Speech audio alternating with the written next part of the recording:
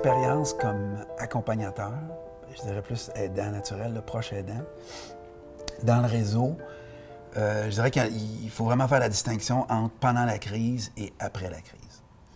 Puis dans mon cas, la crise a duré 5 ans. Donc pendant la crise, mon expérience a été plutôt catastrophique.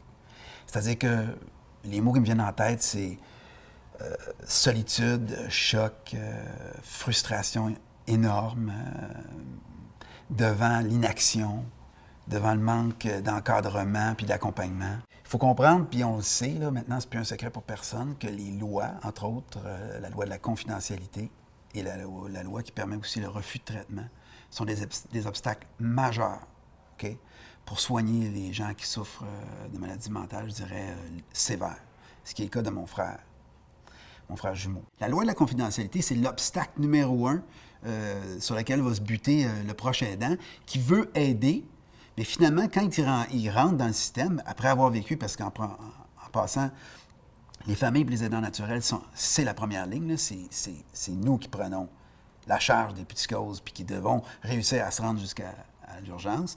Bien, quand on arrive là, on se frappe devant les portes fermées. Alors, est-ce que tu sens que tu es accompagné ou soutenu? Bien, pas du tout.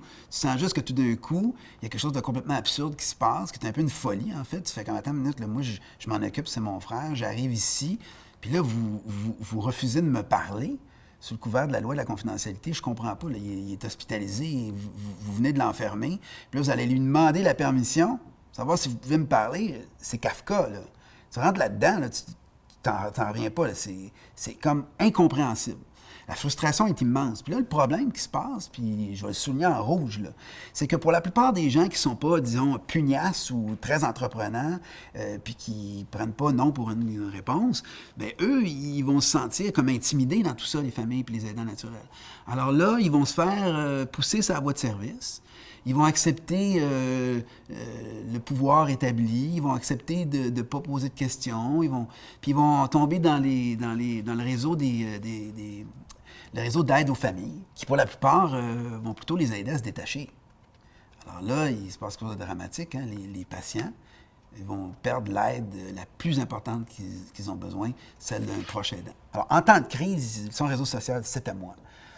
Mais il y a un ami qui est resté proche de nous deux, qui est un ami de nous deux, puis qui, lui, avait, je dirais, les qualités pour que ça ne l'affecte pas trop, puis qu'il puisse trouver l'équilibre là-dedans sans que ça le dérange trop. Donc, il a réussi à rester proche. Puis éventuellement, quand ça s'est stabilisé puis que c'est devenu moins intense, là, je dirais, donc, après la crise, bien là, ça a été plus facile pour ma mère et ma sœur de pouvoir redévelopper des liens avec lui, puis de pouvoir se voir de façon un peu plus normale, disons, prendre un café, jaser, tu sais. Alors, ces liens-là font partie de son réseau. Voir une psychose la première fois de sa vie, c'est quelque chose. Alors, la personne n'est plus là, n'a plus de contact avec la réalité. Alors là, l'apprentissage est violent, rapide et extrêmement brutal. Et il n'y a aucune formation. Puis en plus, on ne nous aide pas. Alors, vous pouvez comprendre que les impacts sur les familles et les aidants naturels est majeur. Alors ça, c'est pendant la crise. Et ensuite, ma relation, mon expérience avec le système après. Donc, quand j'ai réussi, après 5 ans, à convaincre mon frère de prendre sa médication et de rester au même endroit, parce qu'on changeait d'appartement et de chambre à tous les 3 mois. Quand j'ai réussi ça, quand il s'est stabilisé, là, tout d'un coup, a pu se mettre en place le système qui, tout d'un coup, là, peut rentrer puis nous aider. Et évidemment, ça allège énormément le fardeau des proches. Je dis proche aidant plutôt que aidant naturel, parce que de plus en plus, les gens disent qu'il n'y a rien de naturel là-dedans. C'est important qu'on le dise, là. C'est pas naturel de faire ça, là. C'est extraordinaire. Il y a peu d'appelés et peu d'élus, en fait. Alors, au quotidien, encore là, je vais séparer ma réponse. En période de crise, comment je dirais, donc survivre? Survivre. En période de crise, c'est effrayant, là. Donc, il faut survivre, là. Éventuellement, là, tu te désorganises comme lui, là. Il faut faire attention à l'alcool, il faut faire attention à tout ce qui, tu sais, à tout ce qui peut devenir une espèce de band-aid, là. Je veux dire, moi, je me suis rendu loin, là. J'ai même eu des pensées suicidaires, éventuellement, là. Quand mon frère est allé très loin, là, il m'entraînait avec lui, là. Fait que quand tu es rendu à penser que tu vas t'enlever la vie parce que c'est trop, c'est vraiment trop dramatique, c'est trop de peine. Mais là, à un moment donné, tu te réveilles, tu fais comme, my God, non seulement je ne peux plus l'aider, mais je ne peux plus m'aider moi-même. Alors, la survie, c'est hyper important, là. Ça devient capital de comprendre que si tu n'es pas capable de t'aider toi-même, tu ne pourras pas aider l'autre. Surtout que tu comprends comme proche aidant que tu n'es pas là à court terme. Tu es là à long terme. Une fois que la crise est passée, je dirais que d'être présent, de durer, la pérennité de l'aide, ça, c'est un défi. Parce que, tu sais, nos vies, la vie, c'est pas facile toujours. Il y a des hauts, des bas. Puis, tu sais, quand tu as de la peine, quand je sais pas, moi, il arrive toutes les choses de la vie au quotidien. Puis là, mais, tu sais, moi, je me dis toujours, OK, quand il appelle, je réponds toujours. Quand il vient me voir, je dis bonjour, je lui souris. Tu sais, j'ai comme un rôle à jouer là-dedans, d'être son seul ami, pratiquement, puis d'être la présence qui va rester là envers et contre tout.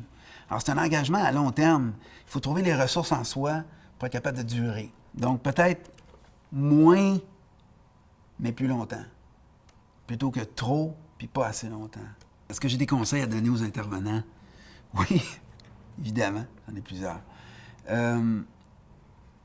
Je dirais d'abord de comprendre que la première ligne, c'est les familles.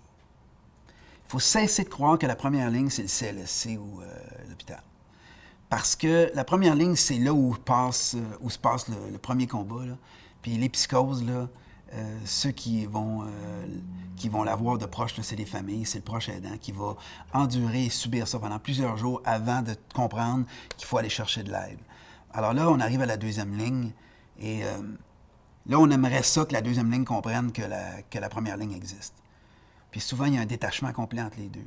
Il y a une espèce de prise en charge du système qui considère que, OK, nous, on vient d'arriver, on prend en charge, puis là, on ne prend pas en considération les proches. Je dirais qu'il y a une notion d'humilité qui est très importante que les intervenants doivent comprendre.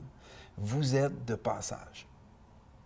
Il va y en avoir beaucoup comme vous qui vont passer dans la vie d'un patient. Alors que l'aidant naturel, le proche aidant, est là pour la vie. Alors là, un peu d'humilité, s'il vous plaît, là. OK? Comprenez que votre rôle, à mon avis, devrait surtout être d'identifier, d'accompagner puis d'aider le proche aidant et lui faire comprendre comment lui va pouvoir accompagner cette personne-là pour le restant de sa vie. Le problème qui arrive souvent avec les intervenants, c'est qu'ils ont un protocole, des programmes, fait qu'ils vont s'essayer. OK, marche pas. Puis là, finalement, après avoir parti avec plein de bonnes intentions, ils vont se rendre compte que, bon, mais le patient, il collabore pas tant que ça, il veut pas, il a pas de volonté. Ben oui, bienvenue dans la schizophrénie. Et là, ils vont un peu l'abandonner. Il y a une espèce de jugement qui va se passer, genre, bon, ben écoute, il veut pas, il n'y a pas de volonté, ça sert à rien. Alors, eux, ils ont comme, tu sais, c'est presque, on sort les tempes, pop, tu sais, non, marche pas. Tu sais, ça m'est arrivé à plusieurs reprises de dire, excuse-moi, là, mais c'est pas toi qui va décider que mon frère va devenir itinérant. OK? Alors, un peu d'humilité, s'il vous plaît, là. Comprenez votre rôle à long terme. Ayez du jugement quand il est temps d'interpréter les lois en santé mentale. Très important. Priorisez l'urgence d'agir, l'importance de préserver le lien avec le proche aidant devant la loi de la confidentialité ou le refus de traitement. Pensez à long terme, super important. Puis n'oubliez jamais que le proche aidant, vraiment, est primordial dans le soin à long terme. Alors, mes recommandations aux proches, écoutez, comment je dirais ça? Ça va être brutal, ça va être très, très, très difficile, encore plus que vous le pensez. Surtout si vous devenez proche aidant. Alors, brace yourself, comme on dit en français. Mais votre aide est capitale, vraiment. N'écoutez pas les gens qui vont vous dire d'abandonner ou de ne penser à vous ou de vous détacher. Moi, je vous dirais, écoutez pas. Allez surtout écouter vous-même. Puis là, il faut faire attention parce que l'obstacle, le plus grand danger, c'est la culpabilité. Vous allez en avoir, c'est destructeur. Mais écoutez votre voix à vous. Écoutez pas quelqu'un qui va vous dire « arrête, détache-toi ». Écoute-toi, quand tu vas être prêt à dire « OK, je suis plus capable », là, tu te détacheras. Mais c'est important. Allez au bout de ce que vous êtes capable de faire. Vous allez être surpris de voir que vous êtes capable d'en faire plus que vous pensez. Vous êtes vraiment le phare dans la nuit. Fait que dans la grande noirceur, là, vous allez l'aider, puis vous allez voir, puis un jour, vous allez vous en sortir. Vous allez voir, c'est extrêmement valorisant. Alors, lâchez pas. C'est ça que j'ai à vous dire.